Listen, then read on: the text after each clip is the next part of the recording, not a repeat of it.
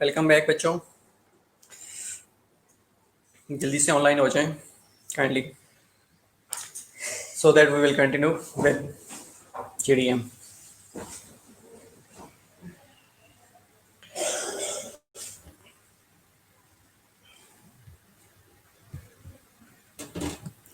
Type 1 या type 2 diabetes mellitus के अंदर कोई क्वेरी किसी चीज़ की समझ ना आई हो, जब तक बाकी लोग ऑनलाइन नहीं होते तब तक आप मेरे से पूछ सकते हैं।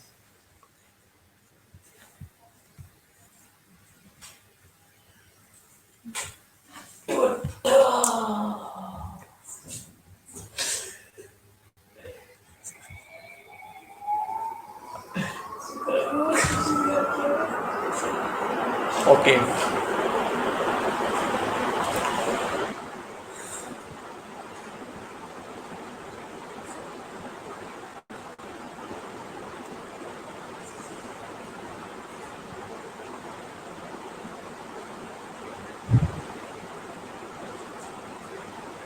सो कोई क्वेश्चन नहीं है।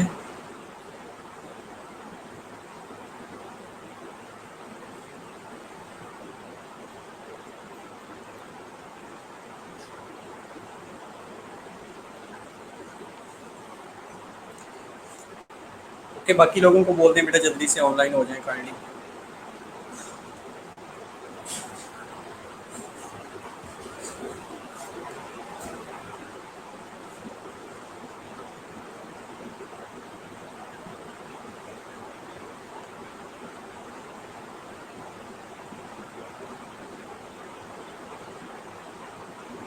चलें, जब तक बाकी लोग नहीं आते हम कॉमनली डिस्कस कर लेते हैं कि जीडीएम होता क्या है, जेस्टेशनल डायबिटीज मेलिटस होता क्या है।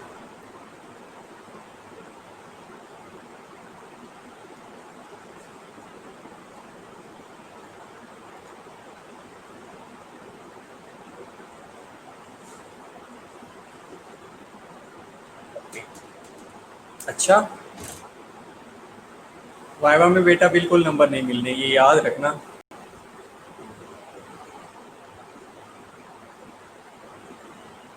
चलें जीडीएम के बारे में डिस्कस करते हैं कि जीडीएम क्या होती है, जेस्टेशनल डायबिटीज मेलिटस होती क्या है और इसको डायग्नोज कैसे किया जाता है, डायग्नोस्टिक टेस्ट क्या क्या होते हैं। चलिए आप लोग अपने बताएं जितना जितना आप लोगों को पता है, बाकी हम डिस्कस कर लेते हैं अनटिल अनलेस के जो लोग वेट कर रहे हैं वो ऑनलाइन हो जाएं।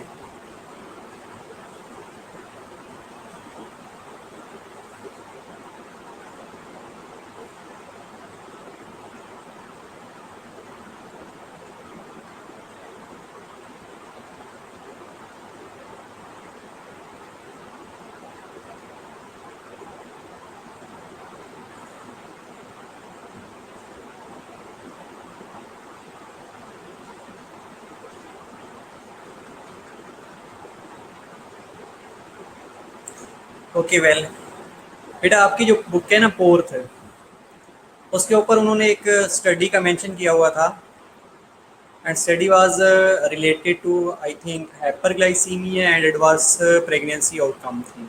एक स्टडी थी जिसमें उन्होंने गाइडलाइंस दी थी। उन्होंने ये कहा था कि every women should be tested for GDM between 24 से 28 वीक्स, जिसमें 70 ग्राम पॉजिटिविटी उसको दे के उसका टेस्ट करवाना चाहिए। ये उनकी रिकमेंडेशन थी। ओके अच्छा गुड, अगर आप लोगों को याद है तो वेरी गुड। ठीक है, तो ये फोर्थ बेटा कह रही है, फोर्थ के अंदर बेटा लिखा हुआ है, ये मैं नहीं कह रहा, उन्होंने ये कहा था कि हमने एक स्टडी की है and study was related to hyperglycemia और related to pregnancy, advance pregnancy outcome था, जिसमें उन्होंने ये कहा था कि every women should be tested for GDM between 24 and 28 weeks of gestation. और उसमें उन्होंने ये कहा था कि 75 ग्राम उनको ओजीटीटी दे के टेस्ट करवाना चाहिए। अब ये 75 ग्राम वाला क्या सिनेरियो है, इसमें क्या होता है ये हम देख लेते हैं।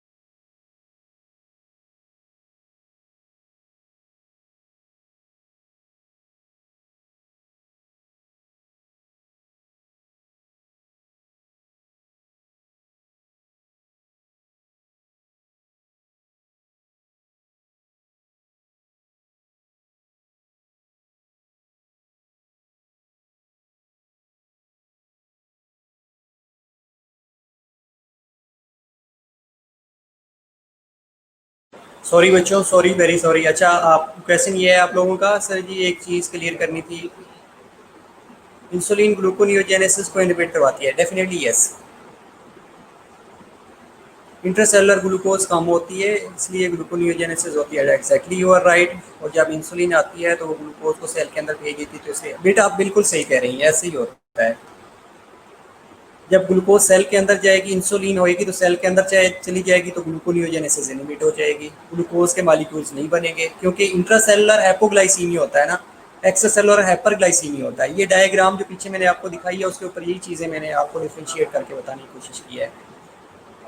बेसिकली एंटीबॉडीज़ होती हैं और इन्फेक्शन से प्रिवेंट करती हैं। अगर ग्लोबुलर कम हो जाती है तो एंटीबॉडीज़ कम हो, बेटा जितनी भी जब भी आप बात करेंगे ना एंटीबॉडीज़ की, तो antibodies, all antibodies are protein in nature. तो जब प्रोटीन की आप डेफिशिएंसी कर रहे हैं तो आप इनडायरेक्टली आप एंटीबॉडीज़ की डेफिशिएंसी करवा रहे हैं। अब इम्यूनोग्लोबुलेंस जितने भी हैं that are protein in nature. जब प्रोटीन की सिंथेसिस कम होएगी तो उसके रिजल्ट में क्या होगा कि एंटीबॉडीज़ की सिंथेसिस, एंटीबॉडीज़ की प्रोडक्शन कम होना शुरू हो जाती है, इसलिए वो patient more prone to infection हो जाता है। ओके, ठीक है बेटा, आवाज़ आ रही है ना? डेफिनेटली आ रही होगी। अच्छा, एनी हाउ, बात कर रहे थे बेटा जीडीएम की। तो जीडीएम में आपकी बुक जो रिकमेंडेड बुक है उसके अंदर ये लिखा हुआ था कि हाइपर ग्लाइसीमिया और एडवर्स प्रेगनेंसी आउटकम के ऊपर एक स्टडी हुई गई थी। उन्होंने एक नई गाइडलाइंस दी थी। उस गाइडलाइंस के अकॉर्डिंग उन्होंने ये कहा था कि हर वो प्रेग्नेंट वीमन जो कि 24 और 28 वीक्स ऑफ जेस्टेशन है उसको 75 ग्राम OGTT दे के जीडीएम के लिए टेस्ट करवाना चाहिए। ये उनकी गाइडलाइंस थी जो कि पोर्ट के अंदर मेंशन की हुई है, पोर्ट के अंदर लिखा हुआ है। अगर आप बुक ओपन करेंगे, बुक देखेंगे तो उसके ऊपर ये चीज़ मेंशन है।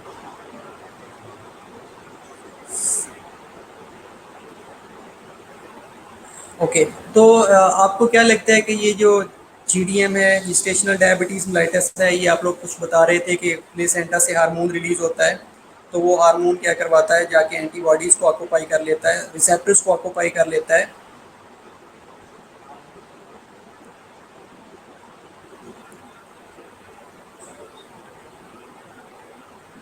तो उसके रिजल्ट में क्या होता है कि रेजिस्टेंस होना शुरू हो जाती है।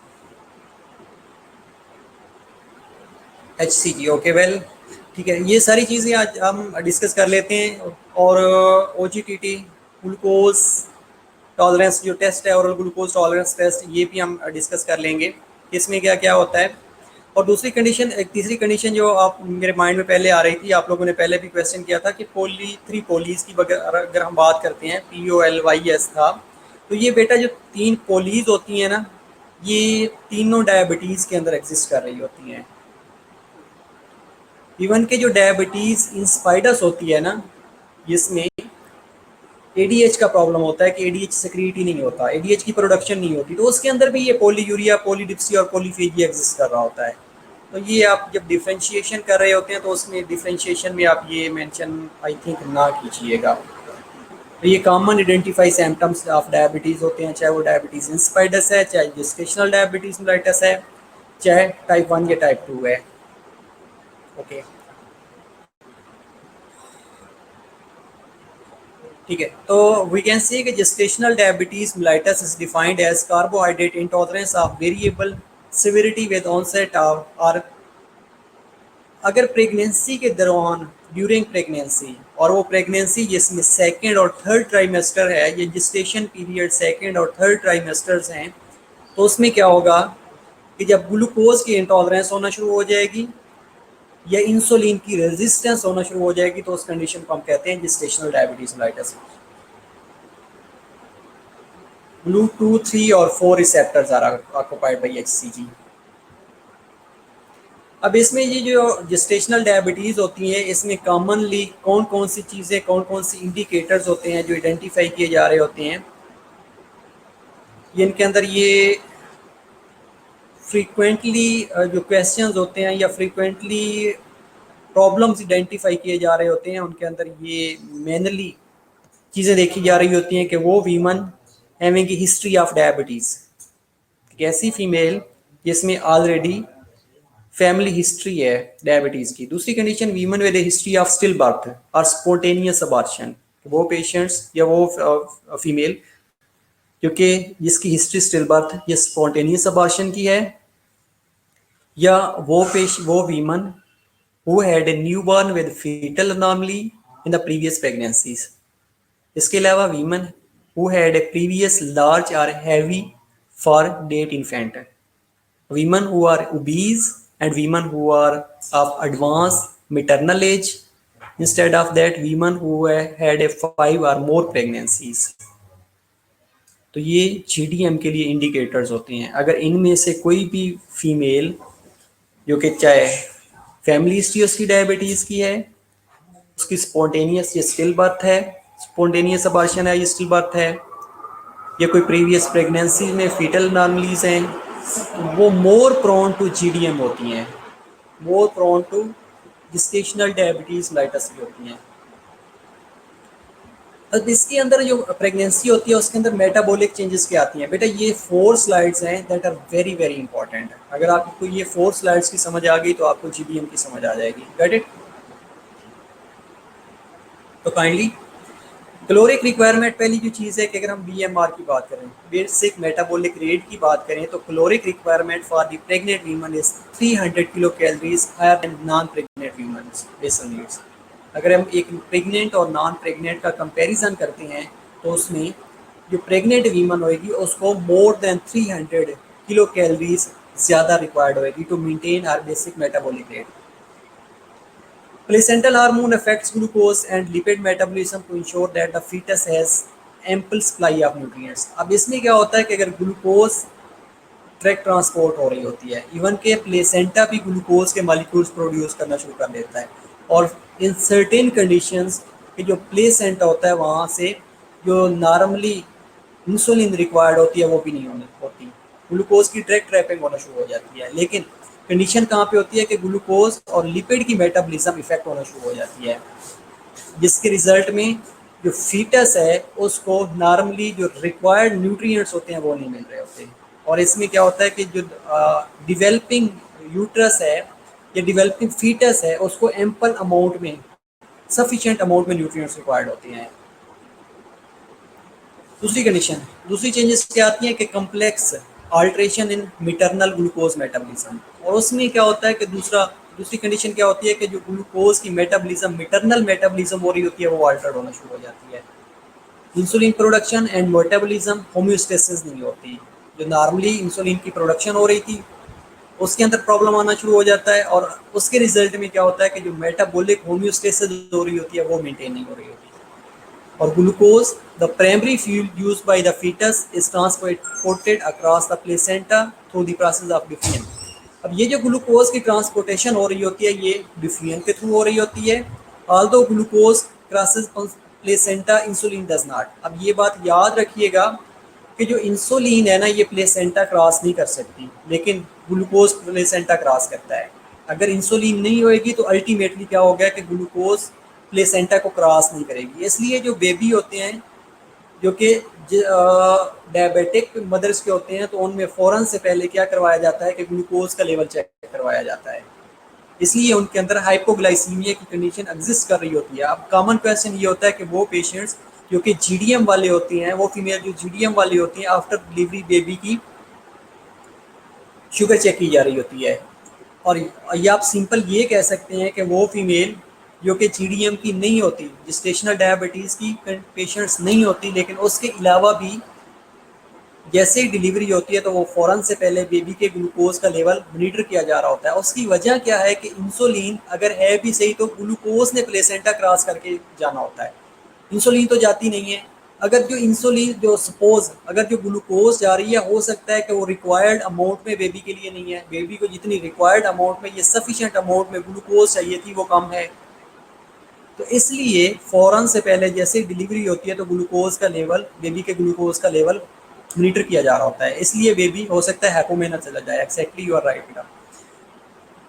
Around 10 weeks of gestation, fetus begin to secrete its own insulin at the level adequate to use glucose obtained from the mother। अच्छा, इसमें दो ऑब्टेन्ड वर्ड दो टाइम्स टाइप हो गया है।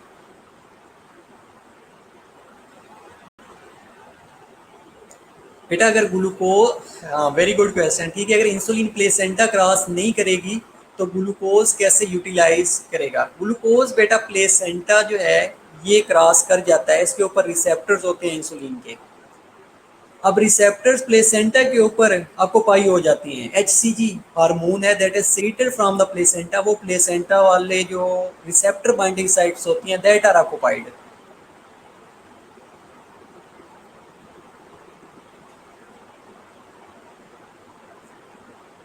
बेटा प्लेसेंटा को क्रॉस क्यों नहीं हो सकती? हो सकता है इनका कोई ट्रांसपोर्टर चैनल ना हो। ये एक्जैक्ट इंसुलिन प्लेसेंटा को क्रॉस क्यों नहीं कर सकती? हो सकता है वहाँ पे कोई चैनल ही ना हो ट्रांसपोर्टेशन वाले। और वैसे भी जो बेबी होता है उसको डायरेक्ट ग्लूकोज ट्रैपिंग चाहिए होती है, ग्लूकोज की रिक्वायरमेंट होती है।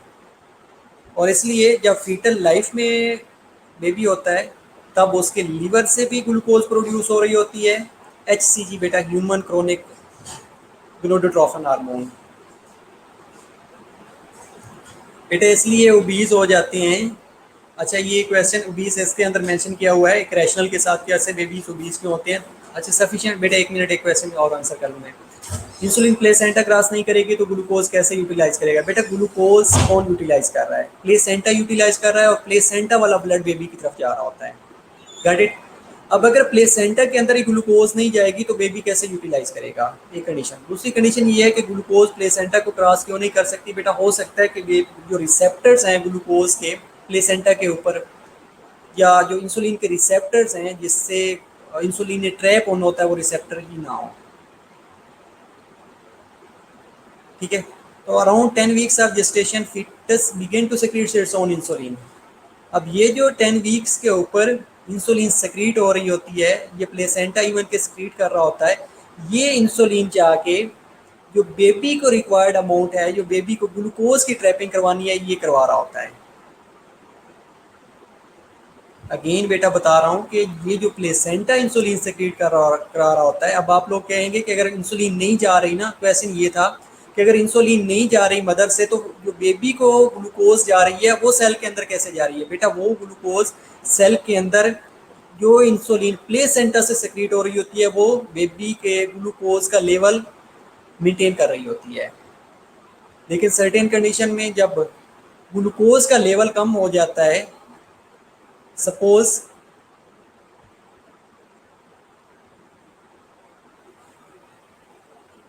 अच्छा एक मिनट सर, इस तरह भी तो जब इंसुलिन रिसेप्टर्स में डिफेक्ट आ जाएगा या फिर प्री बाइंड हो जाएगा तो ग्लूकोज इंडिपेंडेंस में इंटर हो जाएगा।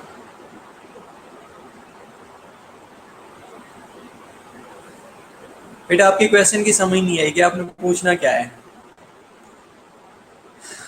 अच्छा अब मेरी बात सुने बेटा, मैं आपको ये बता रहा हूँ कि जीडीएम के अंदर क्या होता है। जीडीएम के अंदर ये हो रहा होता है कि इंसुलिन प्लेसेंटा क्रॉस नहीं करती, लेकिन 10th वीक के ऊपर प्लेसेंटा खुद इंसुलिन सेक्रीट करना शुरू कर देता है।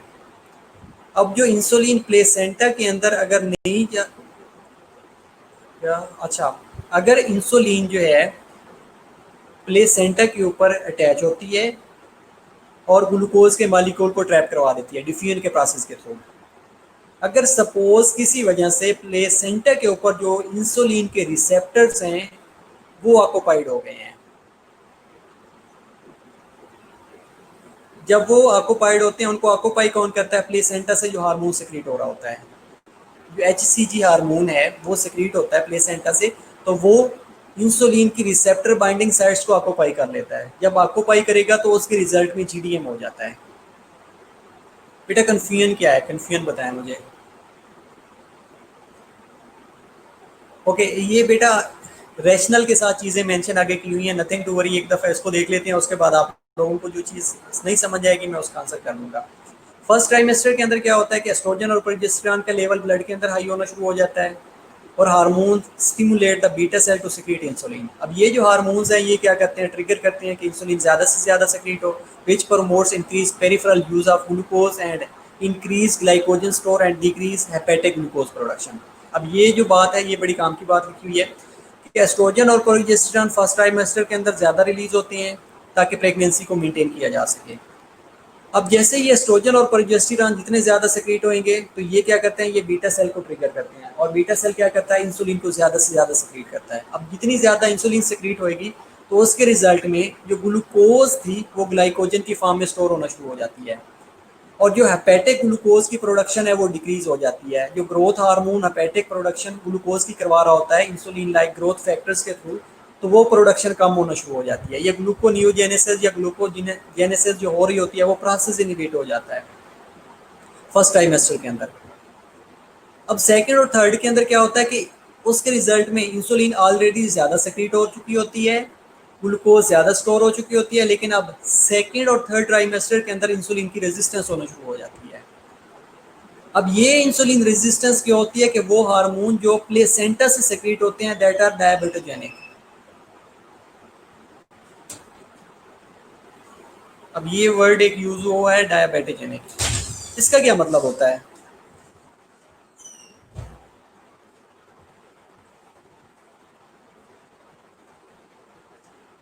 डायबिटोजेनिक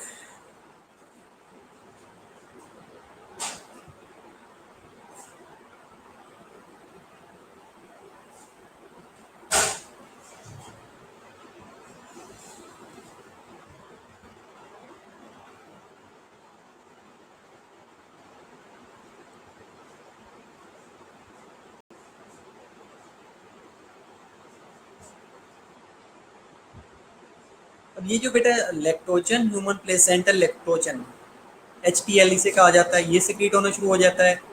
कोर्टिकोट्रोपिन रिलीजिंग हार्मोन सेक्रेट होना शुरू हो जाता है, ग्रोथ हार्मोन और प्लेसेंटल इंसुलिनेज, ये प्लेसेंटा के हार्मोन है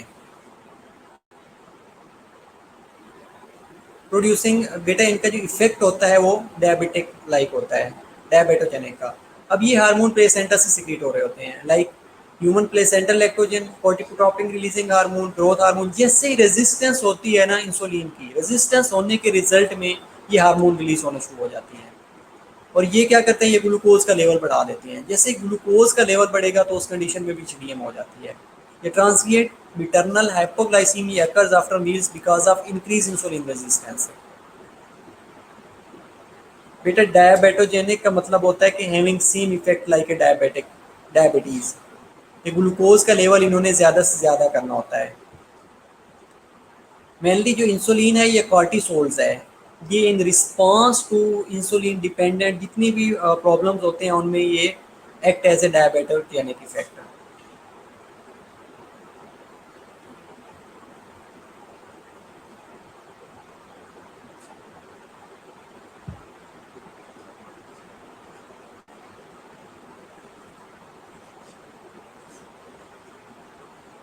अब बेसिकली ये क्या करते हैं, ये ब्लड ग्लूकोज की कंसंट्रेशन को इंक्रीज कर रहे होते हैं।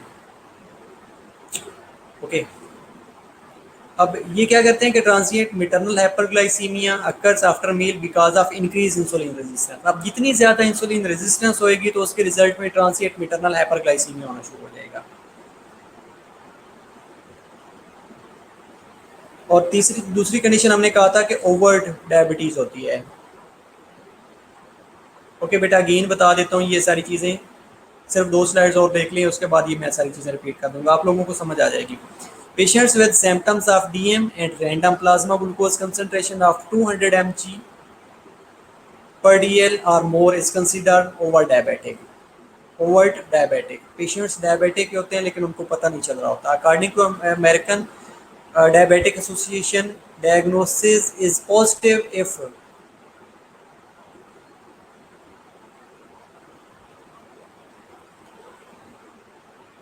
ओके बेटा डायबिटोजेनिक का मैंने ये बताया है कि ये क्या करते हैं कि ये प्रेसिस्टेंट ब्लड ग्लूकोज की कंसंट्रेशन को इंक्रीज करवा रहे होते हैं। ये सर्टेन्स हार्मोन्स हैं जो प्लेसेंटा से रिलीज होते हैं और रिलीज होने के बाद ब्लड ग्लूकोज की कंसंट्रेशन को इंक्रीज करवाते हैं और इनका जो इफेक्ट होता है दैट इज डायबिटोजेनिक इफेक्ट।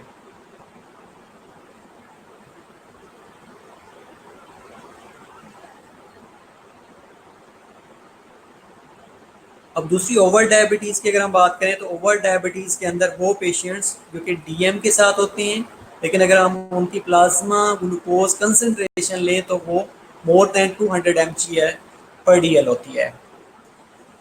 लेकिन अमेरिकन डायबिटिक एसोसिएशन ने इसको ऐसे डिफाइन किया है कि over diabetes diagnose is positive if the fasting plasma exceed 126 mg per DL, ये 2 hours पोस्ट ग्लूकोज 75 ग्राम वैल्यूज एक्सीड 200। अगर आप फास्टिंग ग्लूकोज करवाते हैं उसका लेवल मोर देन 126 mg पर DL आ रहा होता है, ये अगर 75 ग्राम्स आप 2 आवर देने के बाद 2 आवर्स के बाद उसकी वैल्यू चेक करते हैं तो उसमें 200 mg पर DL आ रहा होता है।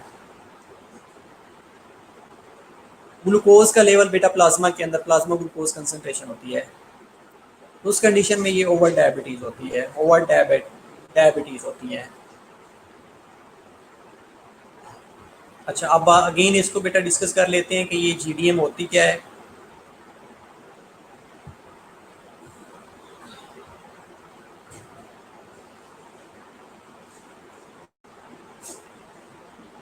ठीक है, एग्जैक्टली बेटा ब्लड सैंपल जो लैब में भेजते हैं। ठीक है बेटा, पहली जो चीज़ तो ये है कि आपको ये मेटाबॉलिक चेंजेस प्रेगनेंसी के अंदर पता होना चाहिए। प्रेगनेंसी के अंदर और एक नॉर्मल और प्रेग्नेंट वीमन के अंदर जो ग्लूकोज की इंटेक है, ये जो कैलोरिक इंटेक है, वो प्रेग्नेंट वीमन के अंदर 300 किलो कैलोरीज ज़्यादा होनी चाहिए। इसके अलावा प्लेसेंटल हार्मोन जो ग्लूकोज और लिपिड की मेटाबॉलिज्म है उसको इफेक्ट कर रहे होते हैं। अब 10th वीक के अंदर ईवन के प्लेसेंटा अपनी इंसुलिन प्रोड्यूस करना शुरू कर देता है।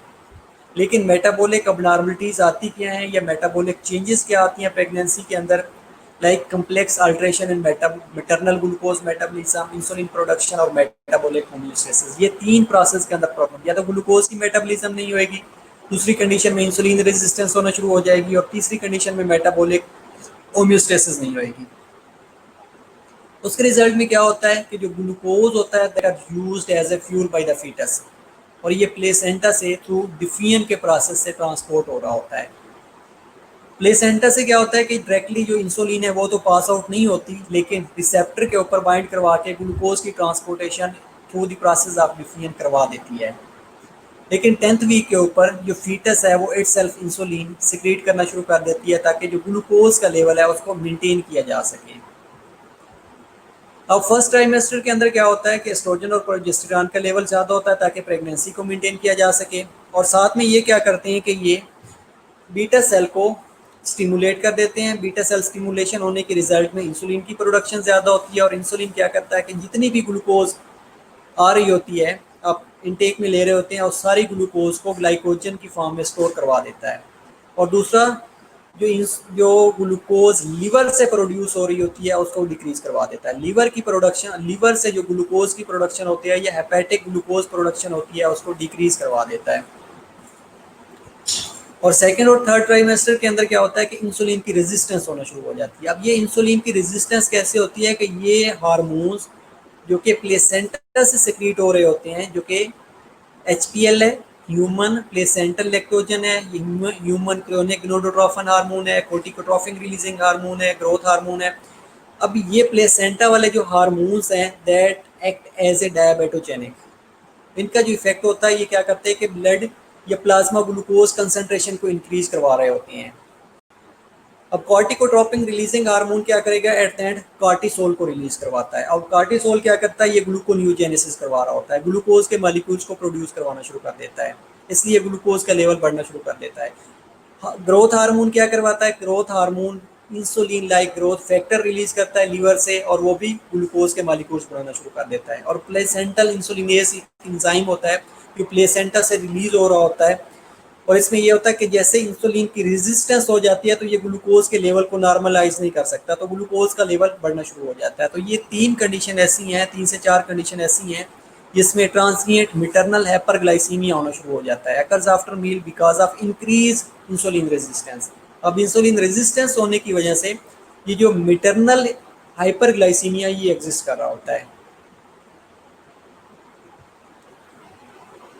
इसके अलावा एक ओवर डायबिटीज़ होती है। ओवर डायबिटीज़ में बेटा ये होता है कि ब्लड प्लाज्मा जो ग्लूकोज की कंसंट्रेशन है अगर पेशेंट्स के अंदर 200 mg पर DL है या ज़्यादा है, लेकिन उसको पता ही नहीं है, सिम्टम्स उसके अंदर अपेयर नहीं हो रहे होते, लेकिन डायग्नोज केस होता है।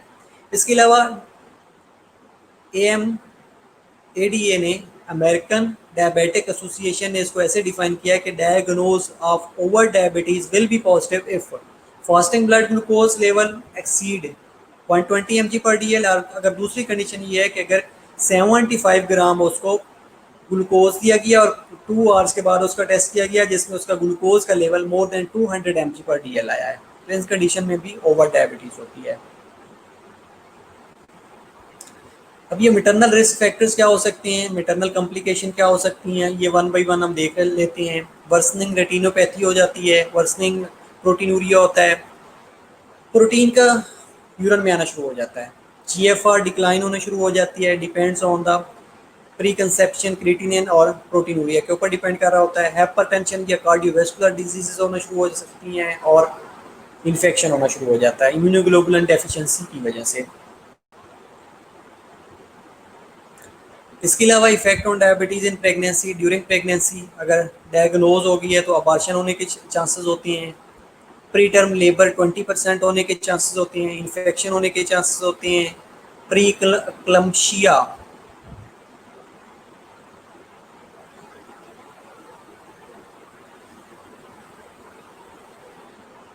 बेटा आपने 75 ग्राम देने हैं, वो किसी भी फॉर्म में दे सकते हैं। ग्लूकोज आपने 75 ग्राम देनी है, वो आप 25% में भी दे सकते हैं, ओरली ग्लूकोज भी दे सकते हैं। इसके अलावा पॉलीहेड्रोमिनोस हो सकते हैं, मिटरनल डिस्ट्रेस हो सकती हैं, डायबिटिक रेटिनोपैथी हो सकती हैं, डायबिटिक नेफ्रोपैथी हो सकती हैं, कीटोएसिडोसिस हो सकती हैं। ये अगर डायबिटिक या GDM हो गई है तो उसके इफेक्ट हो सकते हैं प्रेगनेंसी के दौरान। इसके अलावा ड्यूरिंग लेबर और ड्यूरिंग प्रीवरियम में क्या क्या हो सकता है, लाइक ड्यूरिंग लेबर में prolongation of labour due to big baby हो सकता है, शोल्डर डिस्टोशिया हो सकता है, क्रीनियल इंजरीज हो सकती हैं, PPH हो सकता है, ये ऑपरेटिव इंटरफेरेंसेस हो सकती हैं। एग्जैक्टली बेटा, increase blood pressure due to pregnancy हो सकता है प्लस प्रोटीनूरिया। इसके अलावा ड्यूरिंग प्रीपीरियम में क्या हो सकता है, प्रीपीरियल सेप्सिस हो सकता है, या लैक्टेशन फेलियर हो सकता है, मिल्क प्रोडक्शन या मिल्क इंजेक्शन ही नहीं होती। फीटल कॉम्प्लिकेशन में मिटरनल हाइपरग्लाइसीमिया होता है, that will lead to foetal hypoglycaemia हो सकता है, foetal pancreatic beta cell hyperplasia होना शुरू हो जाता है, जिसके रिजल्ट में फीटर हाइपर इंसुलिनिमिया होना शुरू हो जाता है, और that will lead to macrosomia, organomegaly, polycythemia, hypoglycemia और RDS। ये सारी कंडीशन को लीड कर रहे होते हैं। अगर GDM को ट्रीट ना किया जाए that will lead to foetal complication. तो फीटल कॉम्प्लिकेशन में ये मिटरनल जो हाइपरग्लाइसीमिया होता है ये फीटल हाइपरग्लाइसीमिया को लीड करता है, और foetal pancreatic beta cell hyperplasia होना शुरू हो जाता है। उसके रिजल्ट में फीटल हाइपर इंसुलिनिमिया होना शुरू हो जाता है, इंसुलिन ज़्यादा सेक्रेट होएगी, that will lead to macrosomia, organomegaly, polycythemia, hypoglycemia और RDS को लीड कर रहे होते हैं। न्यूनेटल कॉम्प्लिकेशन में मोस्टली फीटल माइक्रोसोमिया होता है और शोल्डर डिस्टोनिया होना शुरू हो जाता है। रेस्पिरेटरी डिस्ट्रेस सिंड्रोम बेटा, RDS रेस्पिरेटरी डिस्ट्रेस सिंड्रोम। इसके अलावा morbidity associated with pre term birth हो सकती हैं, macrosomia plus minus birth injury हो सकती हैं, लाइक शोल्डर डिस्टोनिया हो सकता है, ब्रेकियल प्लेक्सस इंजरी होना शुरू हो सकती है, पॉलीसाइथीमिया और हाइपर विस्कोसिटी हो सकती है। जैसे ही RBCs की ज़्यादा प्रोडक्शन होना शुरू हो जाएगी तो जो ब्लड है वो थिक होना शुरू हो जाता है। हाइपर बिलीरुबिनीमिया हो सकता है, कार्डियोमायोपैथीज हो सकती हैं, हाइपोग्लाइसीमिया हो सकता है, या अदर मेटाबॉलिक अबनॉर्मलिटीज़ जिसमें हाइपोकैल्सीमिया हो सकता है, या हाइपोमैग्नीशियमिया होना शुरू हो जाता है। और रेस्पिरेटरी प्रॉब्लम हो सकती है लाइक RDS जैसे आप लोग पहले बता रहे थे, और कंजेनिटल अबनॉर्मलिटीज़ हो सकती हैं। ये मल्टीपल कॉम्प्लिकेशन हो सकती है अगर GDM को टाइमली ट्रीट ना किया जाए। इसलिए रिकमेंडेशन ये है कि 24 से 28 वीक्स में हर प्रेग्नेंट वीमन को GDM के लिए टेस्ट करवाना चाहिए।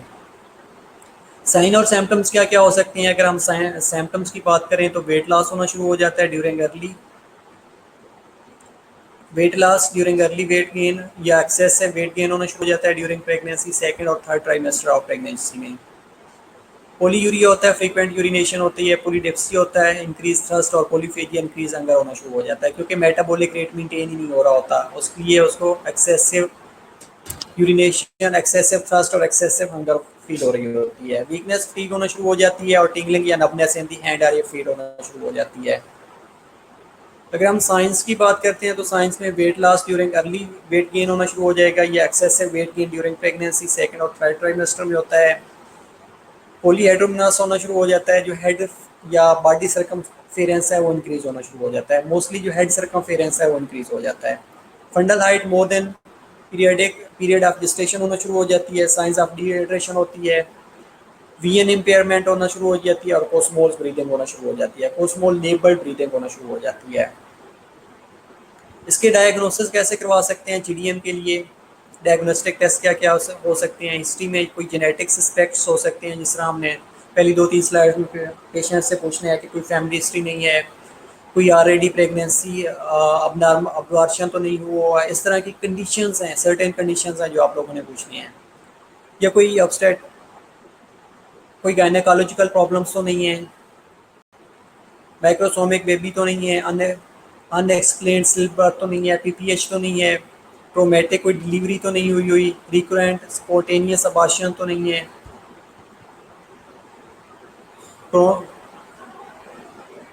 हाइपो इरिटेशन तो नहीं है, या मिटरनल एज मोर देन 30 ईयर्स तो नहीं है। और क्लिनिकल एग्जामिनेशन में आपने ओबेसिटी के लिए देखना है, एचटीएन हाइपरटेंशन होती है, रिपीटेडली यूटीआईज तो नहीं हो रहे उसको पेशेंट्स को, ग्लाइकोसूरिया तो नहीं है, या पॉलीहाइड्रोमिनस तो नहीं है, और स्क्रीनिंग टेस्ट करवाने हैं आप लोगों ने।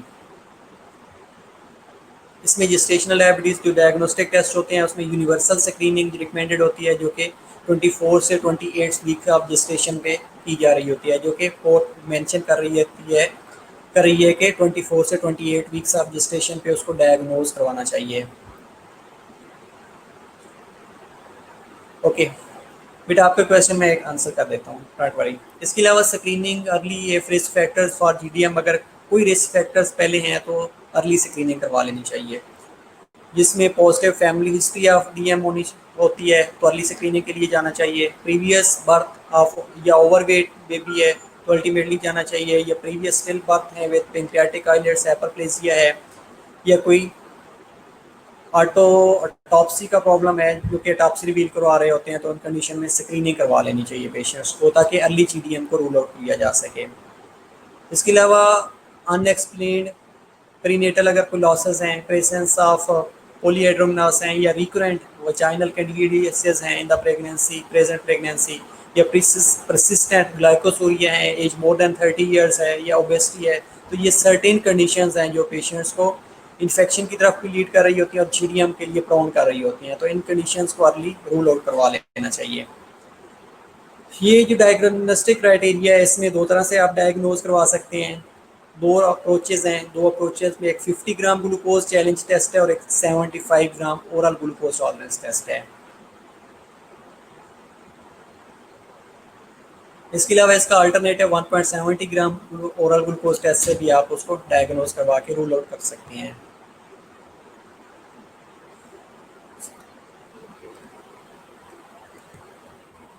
ये वो टू अप्रोचेज़ हैं जो हमने पीछे डिस्कस किए हैं, लेकिन ये आप लोगों को आई थिंक विजिबल नहीं होगा, या अगर विजिबल है तो इसको हम डिस्कस कर लेते हैं।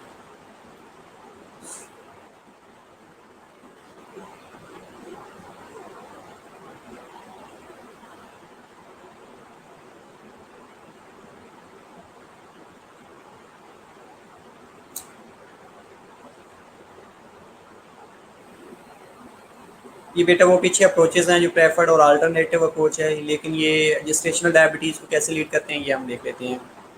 ओके, हम डिस्कस कर लेते हैं। इसके अलावा फर्स्ट स्टेप जो कि हमने पहले डिस्कस किया है कि 2 आवर्स ग्लूकोज टॉलरेंस टेस्ट करवाना चाहिए, जिसमें 75 ग्राम ओरल ग्लूकोज लोड होता है, ब्लड ड्रा करना होता है और शुगर के लेवल 2 आवर्स लेटर मॉनिटर करना होता है। दूसरी कंडीशन में सम मॉडिफाई एंड डू फास्टिंग, जिसमें लेस देन अगर 795 ग्राम पर डीएल है, लेकिन 1 आवर के बाद अगर लेस देन 180 mg पर डीएल है या 2 आवर्स तक लेस देन 155 mg पर DL है, तो ये that will be considered a normal value. इसके अलावा जो दूसरा स्टेप है जिसमें सेकंड ऑप्शन हम ले रहे होते हैं, 3 आवर्स ग्लूकोज टॉलरेंस टेस्ट करवाया जा रहा होता है, जिसमें जो फास्टिंग है वो फर्स्ट 8 टू 14 आवर के लिए, जिसमें जो ग्लूकोज है वो अगर 100 ग्राम ओरल लोड आप ग्लूकोज का करवाते हैं तो उसमें ग्लूकोज का लेवल लेस देन 95 mg पर DL आना चाहिए। 1 आवर के बाद लेस देन 180 mg पर DL आना चाहिए, और 2 आवर्स पोस्ट अगर हम देखते हैं तो उसमें 3 आवर्स के बाद 150 से लेकर 144 से लेस वैल्यू आना चाहिए इसकी। और अगर ये दो वैल्यूज़ अब नॉर्मल आ गई हैं, इंक्रीज लेवल आ गया, तो यू कैन डायग्नोज के ये पेशेंट GDM का है। इसके अलावा दूसरे और टेस्ट होते हैं जिनमें 50 ग्राम भी दे सकते हैं बेटा। 50 ग्राम में ओरल ग्लूकोज लोड करना है आपने, ओरल ग्लूकोज देनी है। देने के बाद आपने ये पूछना है कि आपने लास्ट मील कब लिया था। उसके बाद ब्लड शुगर का लेवल 1 आवर के बाद आपने लेना है, जिसमें लेस देन 140 या 130 mg पर DL आना चाहिए। अगर ये ज़्यादा है तो इसका मतलब ये है कि वो पेशेंट GDM का डायग्नोज पेशेंट है। ये सर्टेन कंडीशंस हैं जो आप ले सकते हैं। इसके अलावा criteria for impaired glucose tolerance और diabetes with 75 gram glucose tolerance का कैसे कर सकते हैं। फास्टिंग में उसका 92 या 5.1 मिलीमोल पर लीटर होना चाहिए। 1 आवर के बाद उसका 180 या 10 मिलीमोल पर लीटर होना चाहिए, और 2 आवर्स के बाद उसका 153 या 8.5 मिलीमोल पर लीटर होना चाहिए नॉर्मली। अगर इससे एक्सीड करेगा तो वो पेशेंट्स अगेन डायबिटिक GDM का है, जेस्टेशनल डायबिटीज़ का पेशेंट्स है। इसके अलावा 100 ग्राम ओरल ग्लूकोज के साथ अगर आप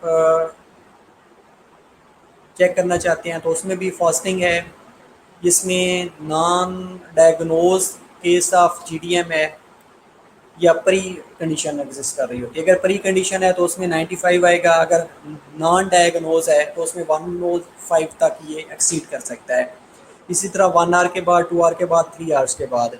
लेकिन अगर दो वैल्यूज़ कंसिस्टेंटली मीट कर रही हैं तो वो पेशेंट GDM का डायग्नोज होगा। लेकिन ये एक बात इंपॉर्टेंट मुझे मिली है कि all pregnant women should B screened for GDM at 24 to 28 weeks of gestation. If there is a high risk of GDM based on multiple clinical factors, screening should be offered at early stage in the pregnancy. If the initial screening is performed before 24 weeks of gestation and is negative, pre-screening between 24 to 28 weeks of gestation. अगर 24 से पहले आपने screening करवा ली है, negative है, तो आपको again 24 से लेके 28 वीक्स ऑफ जेस्टेशन पे दोबारा स्क्रीनिंग करवानी चाहिए। ओके, चलिए अब आपके क्वेश्चन का आंसर करता हूँ मैं। क्वेश्चन क्या था? अक्सर एक क्वेश्चन पूछा हुआ था सर, मेरा क्वेश्चन ये था कि glucose transport into cell by insulin, if insulin bind receptors become denatures or occupied by the antibodies, then we say hypoglycemia occurs. But if this condition is possible, that glucose cell by diffusion process.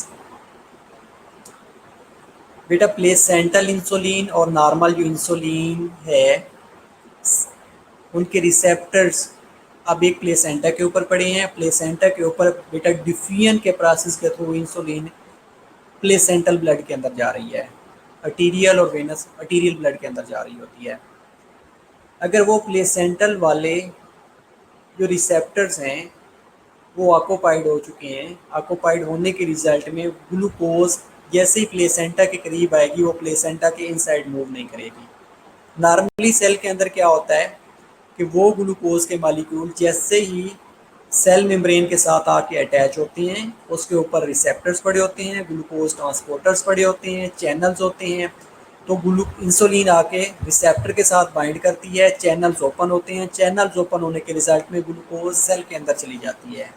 वहाँ पे कोई diffusion osmosis का process नहीं हो रहा होता। लेकिन जब प्लेसेंटा की बात करते हैं तो प्लेसेंटल में डिफ्यूजन के प्रोसेस के थ्रू जो ग्लूकोज है वो इनसाइड द ब्लड जा रही होती है। ब्लड में जाने के बाद देन बेबी तक डिलीवर होती है। वहाँ पे सेल के अंदर आ रही होती है और प्लेसेंटा से ब्लड के अंदर डिलीवर हो रही होती है। ठीक है, मूवमेंट ऑफ ग्लूकोज।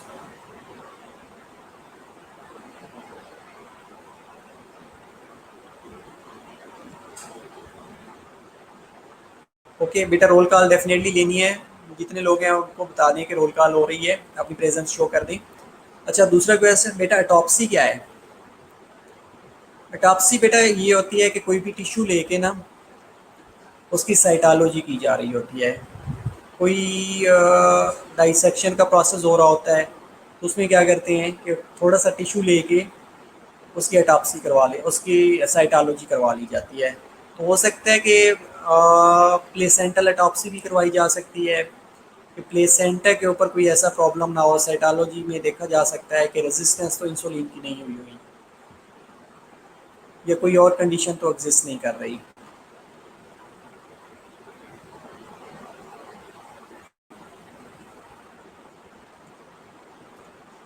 ओके, इसके अलावा और कोई क्वेश्चन हो? आज हमारा जीटीएम हो गया। नेक्स्ट क्लास में हम इंशाल्लाह डायबिटिक नेफ्रोपैथी और डायबिटिक कीटोएसिडोसिस को डिस्कस करने वाले हैं। आप डायबिटिक कीटोएसिडोसिस एक दफ़ा देख लीजिएगा, और डायबिटिक नेफ्रोपैथी में आप लोगों को बता दूंगा। बाकी जो डायबिटिक रेटिनोपैथी है वो भी डिस्कस कर लेंगे इंशाल्लाह। और ये डायबिटीज़ जैसे ही ख़त्म होती है उसके बाद आप लोगों का डायबिटीज़ का क्विज़ दिया जाएगा।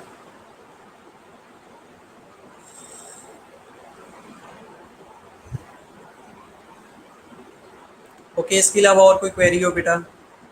बेटा जैसे ही ये कंप्लीट हो जाएगा, इसकी कम्प्लीकेशन भी कंप्लीट हो जाएंगी, फिर ले लेंगे। अगर कम्प्लीकेशन से पहले देना है तो कम्प्लीकेशन से पहले दे दें, आप लोगों की मर्जी है।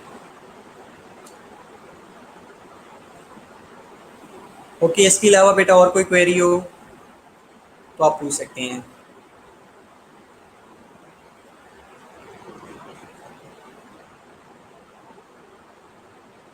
और टाइप 1 और टाइप 2 के अंदर जो डिफरेंसेस हैं that are very very important.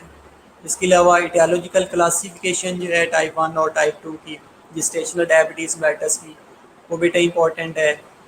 इसके अलावा टाइप 1 के अंदर कीटोसिस क्यों हो रही होती है, एक्सोजीनियस इंसुलिन क्यों दी जा रही होती है, और टाइप 2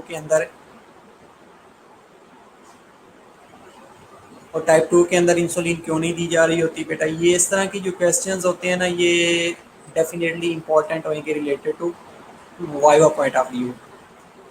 ठीक है। ओके बेटा, टेस्ट अपने लेक्चर में रखूँ? अच्छा चलें, अपने में लेक्चर में रख लूँगा टेस्ट, डोंट वरी।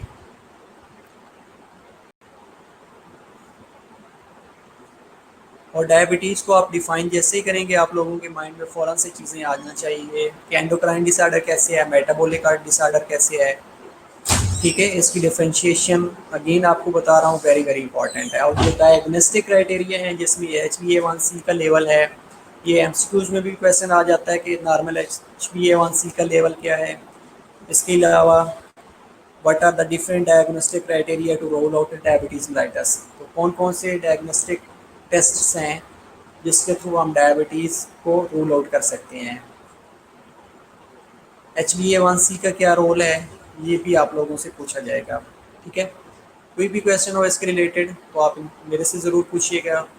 और बाकी नेक्स्ट क्लास में अगेन बता रहा हूँ कि डायबिटिक नेफ्रोपैथी और DKA ये हम डिस्कस कर लेंगे। टेस्ट बेटा जैसे ही कम्प्लीकेशन कंप्लीट होएंगी उसके बाद ले लिया जाएगा। आप लोगों ने साथ साथ पढ़ते रहना है। ओके, सी यू इंशाल्लाह in next lecture. Have a blessed evening. Chill मारें। और अगर कोई क्वेरी है तो आप मेरे से पूछ सकते हैं।